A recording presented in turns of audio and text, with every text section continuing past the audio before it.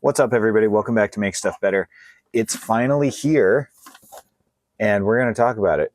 Is this good, or did FMS take some shortcuts?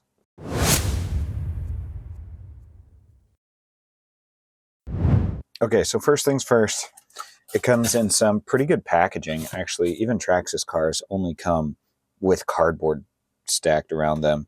But you get the truck, the radio without batteries. The truck does have a battery, and a tiny little bag of 2 tools. No spare parts, no shock collars, nothing like that. A wheel wrench and a hex key, which I don't even know if that fits most of the hexes on this truck. We're going to find out. Let's talk about the styling on this truck. Classic short course fashion. This is the same as you'd see on a Sentin or a Mojave or a Slash. You know, it's just that classic body over the wheels style RC truck, right? And that is important for a short course truck, because if it doesn't look like a short course truck, it's not a short course truck. What I really want to do is go over some of the good things that FMS did on this truck where they absolutely nailed it, maybe where they didn't quite nail it, some of the bad things, and then my final thoughts.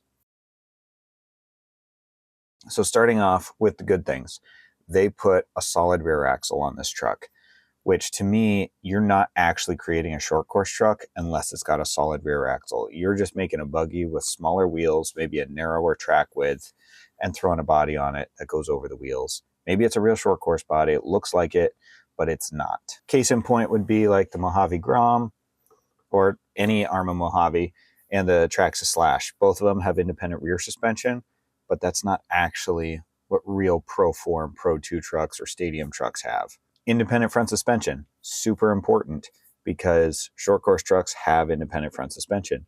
When MIAS first released their MB24 and MB18 chassis body kits, they were designed to go on a crawler, which has a solid front axle, and that MB18, MB24 is actually modeled after the Bronco Ultra 4 truck that they use in King of the Hammers and other desert races. And all of those have independent front suspension, solid rear axle. The body style on this thing, I think they killed it. It looks like a short course truck. It's over the wheel fenders, right? It flares out around the wheels. It does that short course style. It's kind of a modern short course style, more like an Arrma Mojave with the blunt, flatter vertical grille. Like the Traxxas Slash seems like an older style truck, unless you get the Ford Raptor version, which does seem very modern. But everything down to like the way the cage is molded into the back. They even have some vents here on the front and the back, which are actually just backers for the clipless body system, or realistically a clevisless body system, because it still technically clips in. It just doesn't have a clevis pin. This truck has a 2-speed transmission. I don't know of any other short course trucks. That's not true. There is another one. I think it's made by SG. It's like the SG1003, but that's more of a trophy truck. Even trophy trucks, like, you don't see a 2-speed transmission in those. I think that's fantastic. Now, the 2-speed doesn't really give you crawlability in the low speed. It just makes it easier to drive slowly. So if you were like driving this onto a trailer or just trying to get through something a little bit sketchy, it actually allows you to be able to do that because the motor spins so fast. It has oil-filled shocks, which to me is a must, almost. If you have a small enough truck, like my 24th scale trophy truck or my Orlando Hunter 32nd scale trophy truck, oil can really dampen those so much that they almost don't move smooth. There are people who put oil shocks on the Orlando Hunter trophy truck, and it does dampen it, but I think it's a little too much, and so the suspension doesn't move quite as nicely as it would without oil. I did check this Allen wrench that it comes with, and it does fit every screw in the truck that I could find, which is fantastic. If you've ever worked on trucks, this is awesome that you don't have to swap out screwdrivers to work on this thing. Now let's go over some of the things that aren't great about the truck. First of all, the rear links, like where they attach to the axle, it seems like the screw is a little small for those ball link ends. So there's a little bit of slop there. I think that could have been done a little bit better, because this is the first truck that they've done this on. It's not like they're borrowing that part from something else. the body mounts are very difficult to use. Yes, it's pinless, so you don't need body pins to pull it on and off. However, they don't flow in and out. If you've had a Traxxas and you tried those clipless, pinless body mounting systems, it's so smooth. It's like you can drop the body onto the truck and it clips in and you're good. And they don't fall off. It's not like it has to be like this so that they don't fall off. In my opinion, the shocks are too stiff. They do not allow the movement of the truck to be scale. And I'll get into probably why that is in a little bit. Something that's very interesting is that the front track width on this truck is actually wider than the rear track width. And that is not scale, so I don't love it, but it does create more drivability. What do I mean by that? If your front end is wider than your back end, it creates a lot more stability in the corners. So this thing will corner really well. Your average Joe who picks it up and they're like, this thing tips over all the time, they're not gonna have a lot of fun with it. Whereas if it skids around the corner, they're not gonna notice this thing's about 10 millimeters wider in the front than it is in the rear. For me personally, I want the more scale look. I want those front wheels to be tucked in under the body, just like the back wheels are. And in my opinion, that's not a great thing that the front is wider than the back. The rear shocks aren't mounted to the trailing arms. They're mounted directly to the axle, which again gives the shock more authority to dampen the rear end, but it's not a scale feature. I don't know if there are any short course trucks, definitely no trophy trucks, that are built that way. They always put the shocks on the trailing arms, and that gives them more suspension and smoother suspension. All right, so my final thoughts on the truck. I believe they had to split the difference between your average person who's used to bashers, who's like, oh, little short course truck, this is cheap, let me go get it.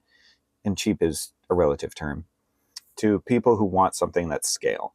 So you end up with a solid rear axle, which is a little more scale, but then you end up with this wider front end that keeps it from tipping so much. I do like that they put a 370 motor in this because it creates the amount of power that a short course truck or high speed vehicle like this needs to have. You can't put an 050 or an 080 87 turn motor in this and expect it to go fast. I'm really glad they went with that solid rear axle because that's what a short course truck is. Without a solid rear axle, you basically have a buggy with smaller wheels and a short course body. I do wish that they tucked those front wheels in a little bit more and created more scale there. But the reason they didn't is, I believe, because they borrowed that front end off of the FMT24. And there's some guys who have compared the two. I don't have an FMT24, but if you look at the underside of them, it is basically the same as far as the front end. So they just borrowed all the parts off of that to put in the front end of this. But I think if they had made the rear end just as wide as the front end and made the body that wide, it would have looked really out of proportion, way too wide for how long it is. People would have gone, that's a really awkward looking short course truck. So they split the difference again. They let the front wheels stick out just a little bit more, tuck the back wheels in, and, don't love it, but that's reality. 2-speed transmission.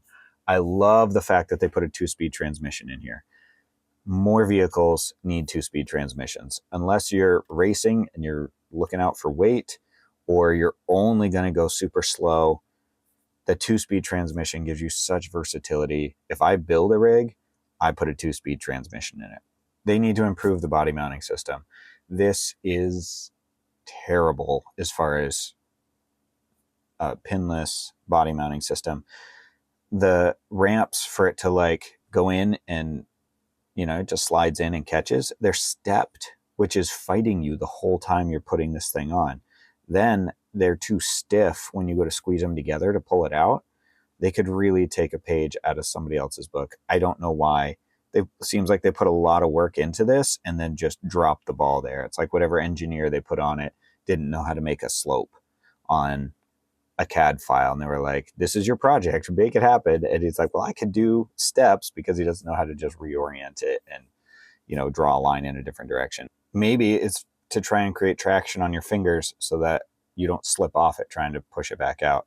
I don't know. I'm speculating at this point, but it just seems like the worst way you could have built that clip, they did it. In any event, it could have been done better. I may have been able to do better. So if you ask me, this is a half-assed build, because they took the front half and they asked it to join the back half. I don't know. Yeah, there's a few areas they could have done a little better.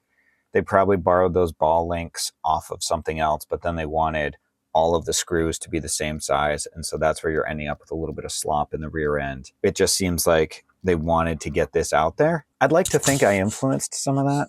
I know I'm a tiny little channel, but it makes me feel good on the inside. I have to say, even though I'm a little disappointed in the scaleness of this truck, I have to have one because this is part of what I do. I love short course trucks so much.